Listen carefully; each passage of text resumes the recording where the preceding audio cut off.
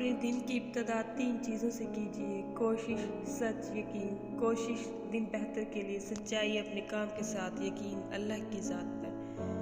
3 चीज़ों में कभी शर्म महसूस मत करना, पुराने कपड़ों में, गरीब दोस्तों में और बूढ़े माँ बाप में।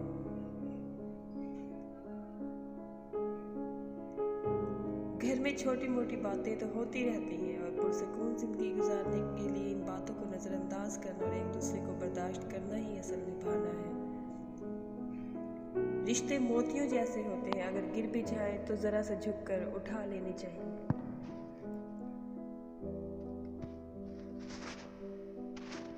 चार चीज़ों से धोया करो, ज़बान को जिक्र से, आँखों को आंसुओं से, गुनाहों को इस्तग़फ़ार से और दिल को खौफ़ खुदा से।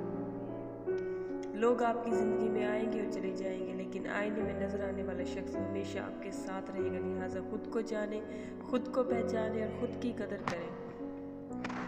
ज़िंदगी के जिस मकाम पर हो इसे तस्लीम कर लो और ये भी तस्लीम कर लो कि यहाँ तुम हमेशा नहीं रहोगे। अगर आपको हमारी वीडियोस पसंद आई हैं तो लाइक और सब्सक्राइब करना मत भूलिए।